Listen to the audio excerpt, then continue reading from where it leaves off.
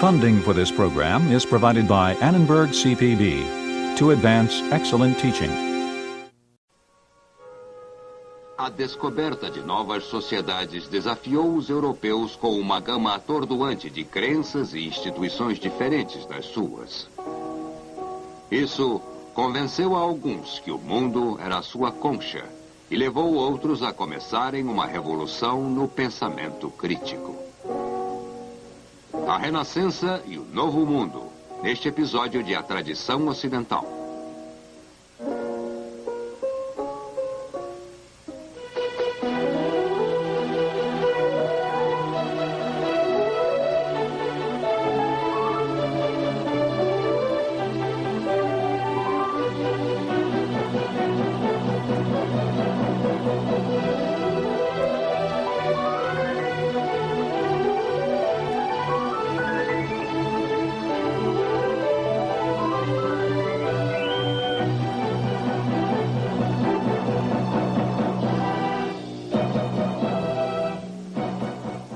E agora o professor da Universidade da Califórnia, Eugene Weber, em sua jornada através da história da civilização ocidental. Na última vez, terminamos com a conjunção de dois grandes movimentos, a Renascença e a Era das Grandes Navegações, nos séculos XV e XVI. E ainda assim, vimos como as coisas materiais que possibilitaram a exploração vieram da Idade Média, bem como muitas das motivações dos governos europeus. Principalmente a busca de especiarias, escravos e conforto para os cristãos. Mas e os próprios exploradores? Eles refletem uma nova mentalidade da Renascença que consideramos moderna? Ou primariamente a visão deles era medieval? Que tipo de homens eram? O que os motivava?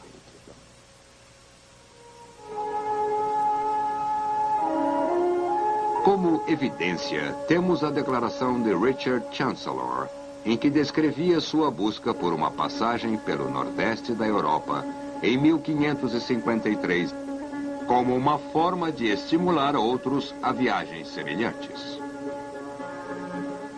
Esse é um tipo muito moderno de autoconsciência e uma razão igualmente moderna de fazer parte de uma evolução, não de uma aventura separada, como a viagem de Marco Polo à China no século XIII, mas de um processo contínuo. Essas ideias estão muito próximas ao espírito intelectual do Renascimento.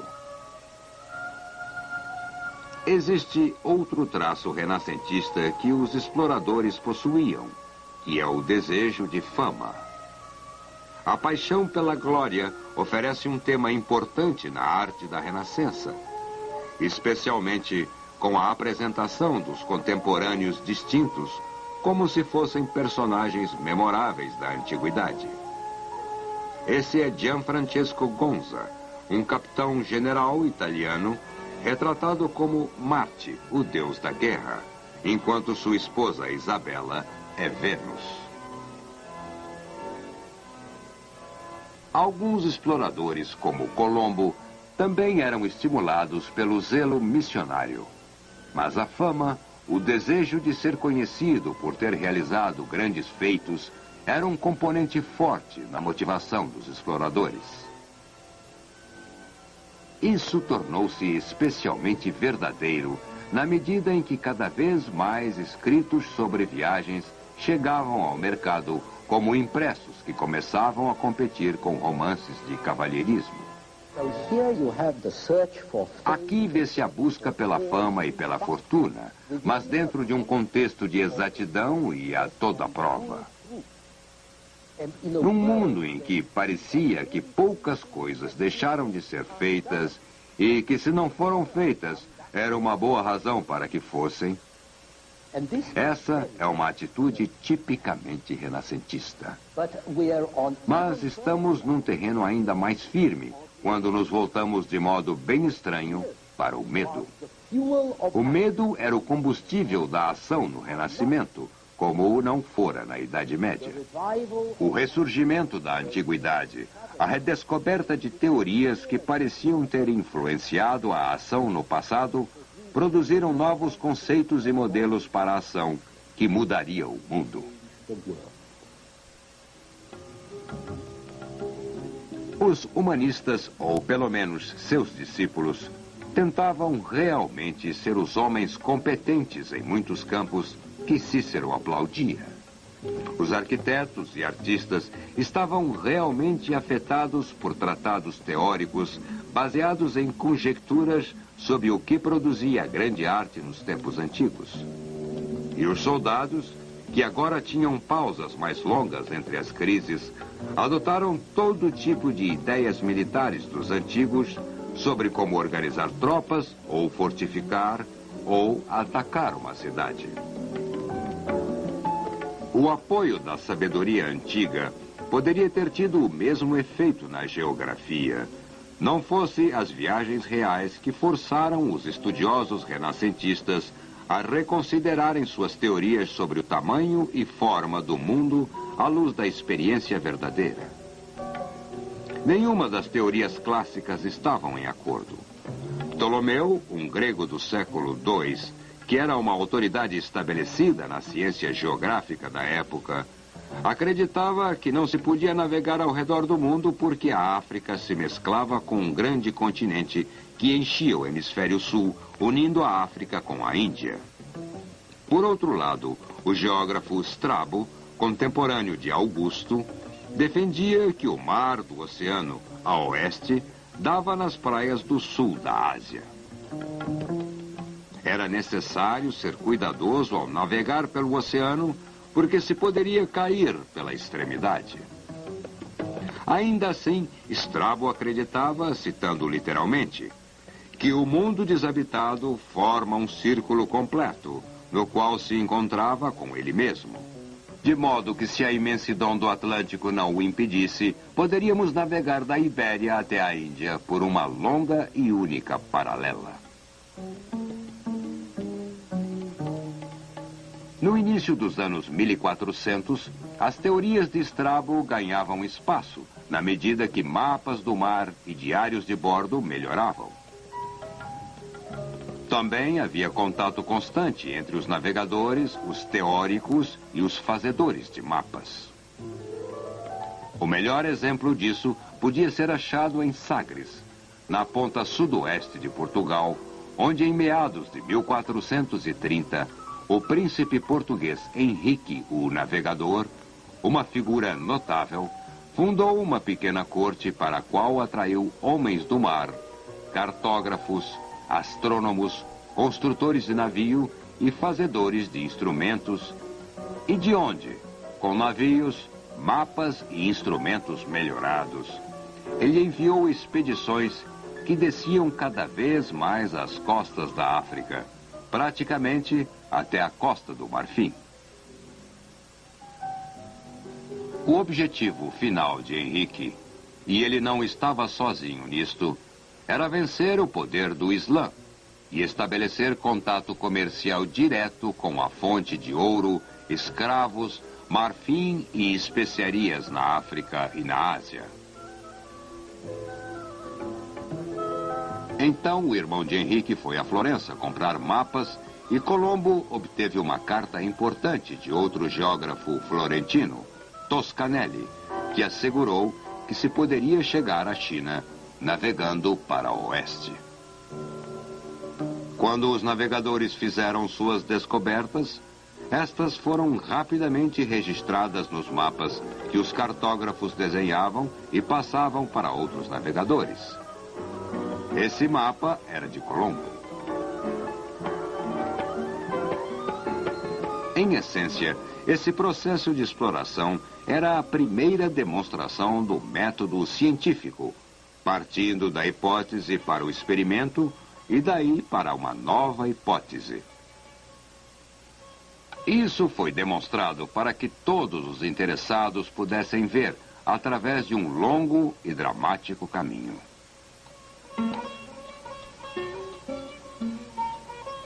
A hipótese de que havia mar aberto entre Europa e Ásia a oeste, como acreditava Colombo, foi desaprovada. Não por cálculos abstratos, mas concretamente, revelando um enorme território novo, cheio de povos exóticos que ofereciam um novo modo de vida a milhares de soldados e colonizadores. Foi um processo contínuo, com descobertas e ideias de um homem colocadas em mapas, até que viagens experimentais posteriores as rejeitassem ou as revisassem.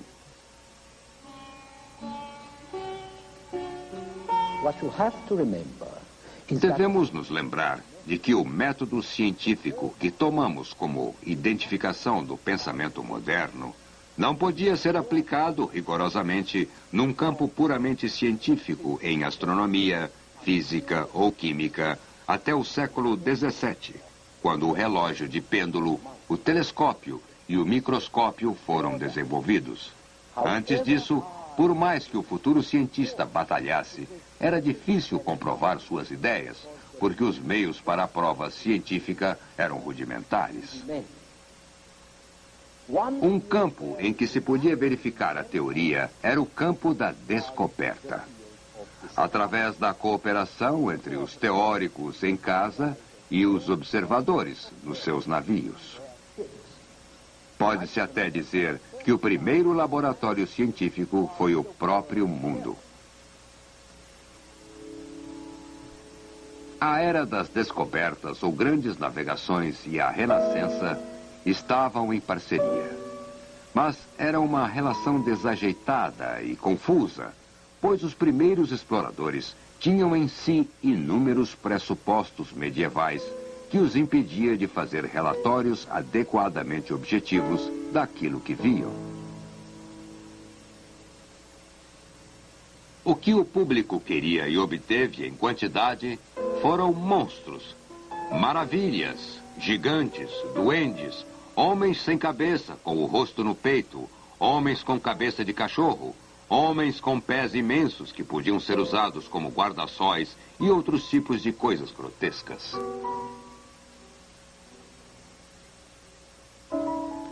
Outro aspecto das Terras Novas que as pessoas queriam descobrir ou ouvir falar era a existência de um paraíso na Terra, uma existência da Era Dourada, onde os homens eram felizes, nus, livres, sem governo ou propriedades, sem doenças ou melancolia. Uma razão importante pela qual os europeus queriam acreditar tanto no paraíso era por viverem tão mal. Seja porque eram arrasados pelas guerras, dizimados por epidemias, brutalizados pela pobreza, fome e todo tipo de problemas.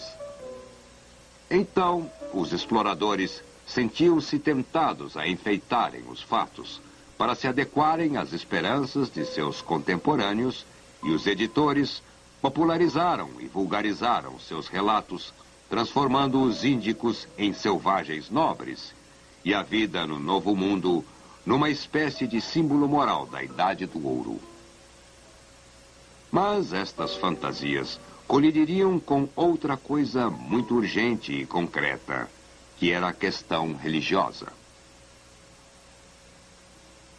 De modo significativo, a primeira pergunta que os intelectuais europeus faziam sobre os nativos do Novo Mundo não era como eles eram, mas sim se podiam ser salvos. E isso porque as sociedades descobertas no Novo Mundo não se adaptavam ao molde do livro de Gênesis. Não estava claro se Jesus morrera por estas criaturas e se elas eram mesmo humanas. A pergunta era importante, porque o tipo de tratamento que o índio poderia esperar dependia da resposta. A opinião de que o índio era um animal e, portanto, um escravo natural, ganhava força. Os ingleses do século XVI, por exemplo, presumiam que os índios eram totalmente selvagens, ignorantes e animalescos. Os índios, em sua sabedoria, se recusavam a trabalhar nos horários, usar as vestes e seguir a dieta dos europeus. Então, o caminho estava aberto para que os pessimistas demonstrassem que os índios eram incapazes de viver de modo virtuoso e livre e que deveriam ser, por natureza, escravos.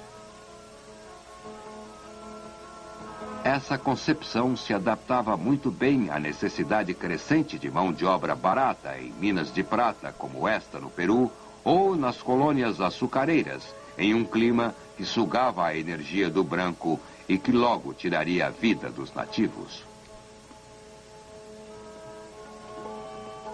Pior, seriam as doenças devastadoras dos europeus para as quais os indígenas não tinham imunidade. Com a brutalidade europeia, apoiada na necessidade econômica, com a conversão forçada ao cristianismo, aceita como fato comum, o tráfico de escravos assumiu um novo e duradouro preço para a vida, ou melhor, para a morte. Enquanto nesta pintura, um artista europeu retrata índios adorando uma coluna erigida por um explorador francês, Laudonnière. Aqui encontramos vários ingredientes posteriores do mundo moderno. Um novo tesouro de mitos e de incentivos de um lado, e de outro, o papel do europeu como explorador e colonizador, racionalizando suas atividades e utilizando os próprios mitos para justificar seus feitos.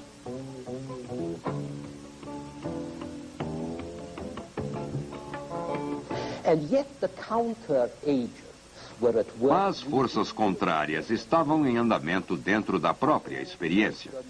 Acima de tudo, a nova tendência de comparar e contrastar que surgia da variedade das novas informações e experiências se espalhavam sobre os europeus durante a Renascença.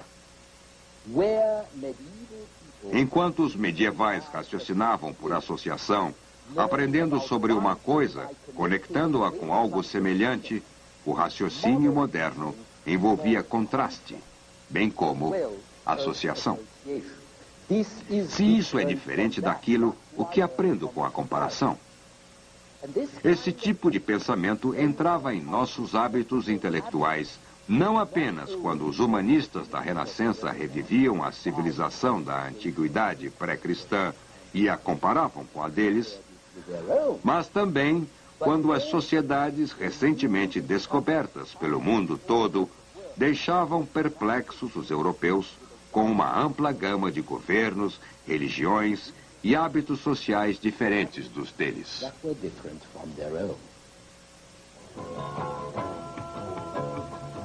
Mas, antes que as raças do Ocidente ou que as raças do Oriente pudessem apresentar contrastes que provocassem o pensamento, precisavam ser vistas não como meramente pitorescas, mas como produtos de um meio ambiente específico. Devia-se ir além dos detalhes chamativos, como a nudez e as pinturas de guerra. Tinha-se que se buscar uma abordagem mais antropológica. E isso começa a acontecer quando um dos oficiais de Vasco da Gama passa a noite entre os nativos do Cabo da Boa Esperança para ver como vivem e o que comem. Ou quando os missionários começam a aprender os idiomas e crenças religiosas dos povos que tentavam converter, pois só podiam esperar convencer os nativos quando tivessem entrado em seu mundo e seus valores. E também quando grandes mentes do século XVI, como Michel de Montaigne, ficam fascinados pelos canibais, os assim chamados selvagens, que pareciam menos selvagens e bem mais próximos à felicidade e à virtude do que seus compatriotas. Não só muito menos selvagens, como mais sensatos também. Os canibais matavam, mas matavam com um propósito, queriam comer.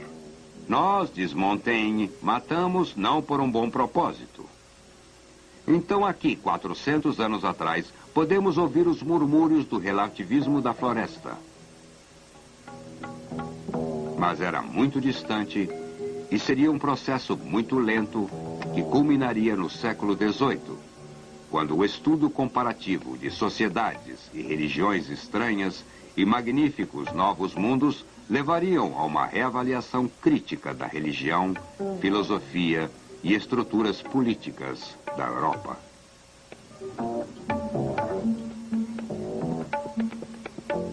Mas isso teve suas raízes, acredito, na Renascença. Na crescente vontade, baseada na necessidade crescente de ver, estimar, avaliar, testar, aprender mais e usar o aprendido, investir, por assim dizer, para aprender mais. Buscar não apenas o conhecimento, mas o conhecimento preciso.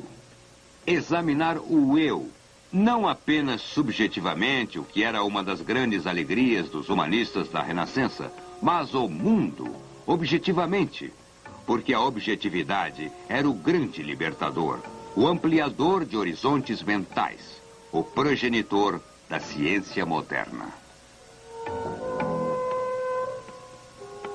Estimulando a imaginação não para dentro, mas para fora, expondo-a a novas e desafiadoras informações sobre modos diferentes de vida.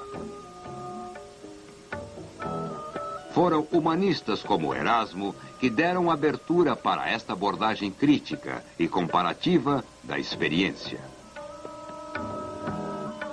Quando ele e outros humanistas afirmaram que uma autoridade era superior à outra, que um autor romano era uma fonte maior de sabedoria que um médico da igreja medieval, eles sugeriam o direito de decidir entre autoridades diferentes e daí a possibilidade de julgar por si mesmo.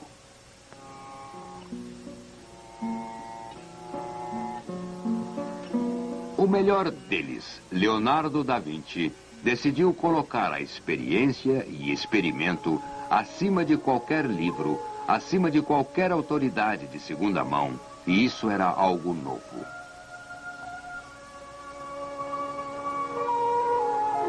Da Vinci não era apenas um grande pintor de sutileza e harmonia suave. Era também um grande arquiteto e engenheiro. Seu grande amor era a observação científica, especialmente a anatomia. Ele se fascinava com as forças que moviam a natureza. Esse esboço é de seu estudo de hidrologia, as propriedades da água. Da Vinci abordava essas forças de modo totalmente empírico. Ao elaborar suas teorias geológicas, ele não procurava um texto de Aristóteles, ele olhava à sua volta. Observava que coisas que povoam em água salgada são achadas em montanhas altas, longe dos mares.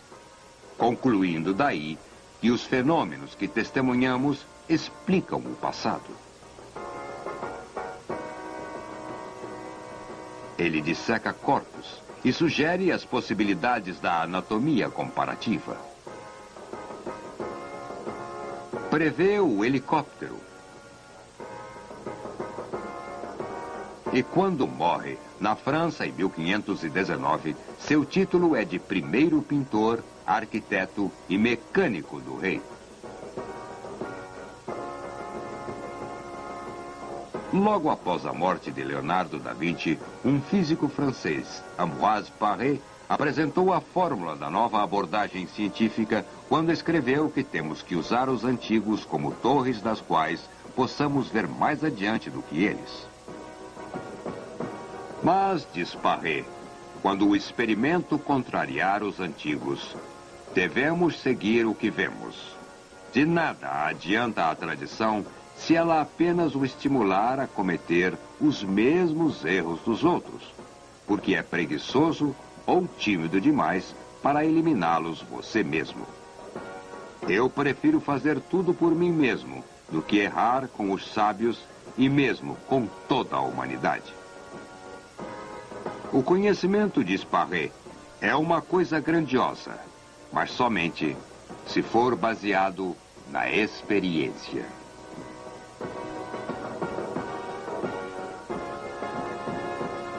Essa nova atitude levaria os homens a experimentarem as coisas por si mesmos.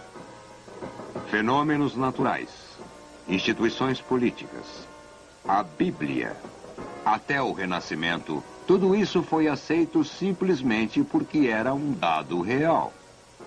Agora, podiam ser considerados em termos de conveniência, capacidade e oportunidade.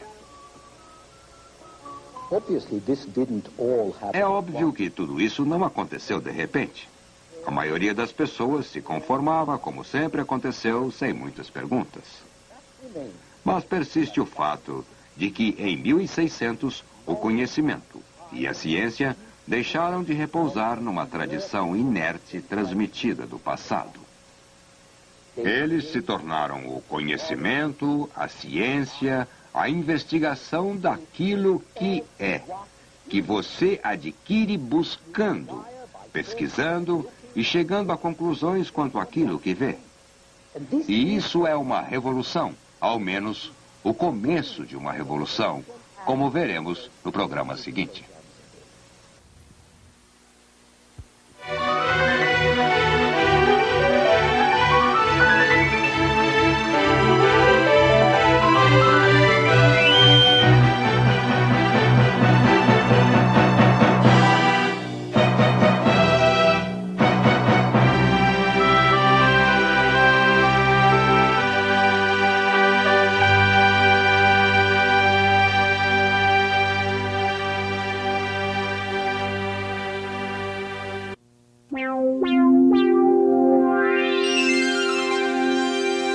Funding for this program is provided by Annenberg CPB to advance excellent teaching. For information about this and other Annenberg CPB programs, call 1-800-LEARNER and visit us at www.learner.org.